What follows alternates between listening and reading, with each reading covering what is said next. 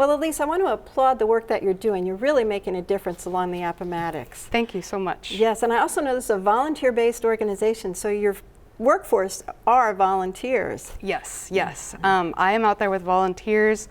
Every month we have a Stewardship Saturday, and we go out and we do invasives removal events along the river and trash pickup too. Interesting. So this container here is related to that, so it intrigues me. What's going on? Yes, here I have our pesticide application kit, and that pesticide is called glyphosate. It's an herbicide, which is a chemical that kills plants, which some of your viewers might, on principle, not like. And they're not wrong. It's not something that we take lightly in application.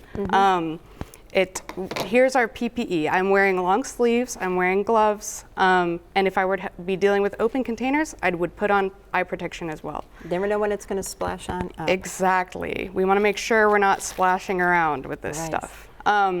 Here I have work gloves. We would put on work gloves as well on top of these. It gets a little sweaty, but it's part of the job. And inside of the container, I have absorbent material. I've seen larger containers being carried with kitty litter on the bottom to absorb any splashes. In case any spills, yes. Yes. And here inside we have, it's not actually, this is just water and the blue dye that we use to indicate that a pesticide has been used, so people stay away from it. If they see blue, they don't go near that plant, right?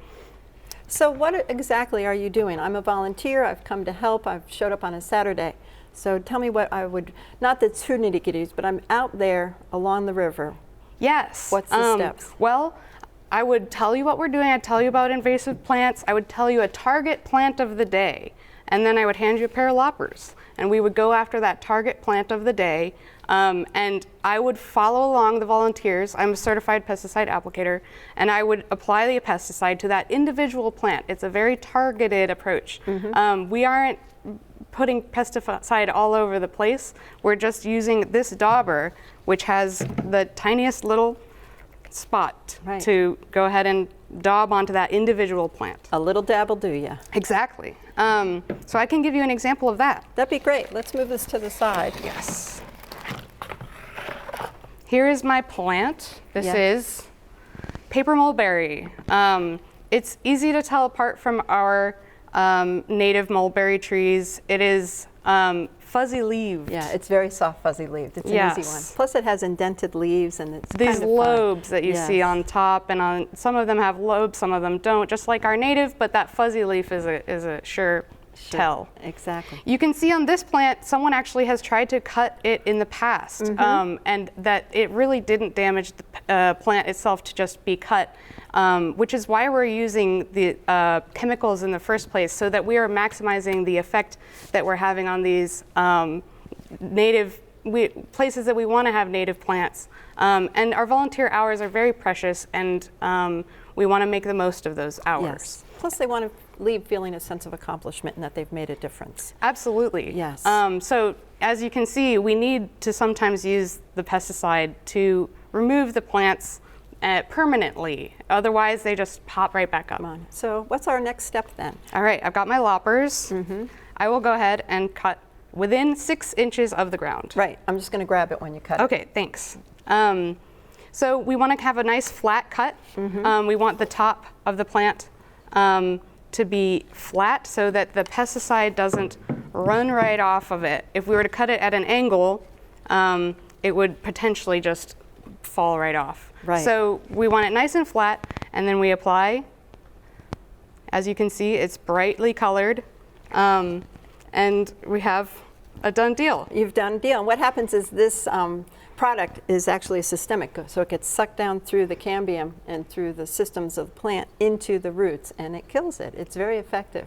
Yes. What is the concentration of the glyphosate that you're using? In this usage, we're really only needing 1% or 2% concentration of the active ingredient. So in a full gallon of water, you would only need 2 to 4 tablespoons of a product. Very, very little. Yes. Very, very little. And what size do you typically are able to kill with this concentration? What size stump, you know, when you cut the vine or you cut the tree? Yes, we can go pretty big.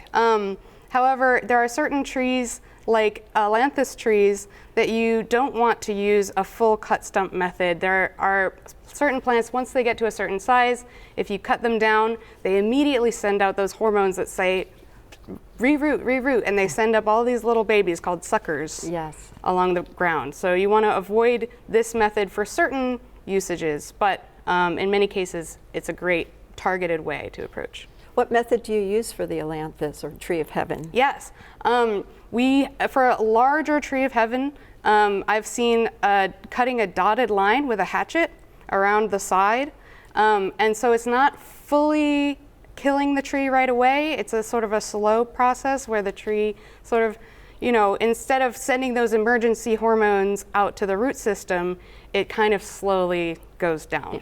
I use that same method, but I do apply the glyphosate into those cuts. Yes, exactly. To make sure it's sucked down into those roots and kills them. That's right. So, well, Elise, this has been wonderful. Very informative, showing people that a little dab will do you and to wear the proper equipment, which you will find on the label, which we all know Yes. is the law. Label is the law. Yes. So, thank you. Thank you.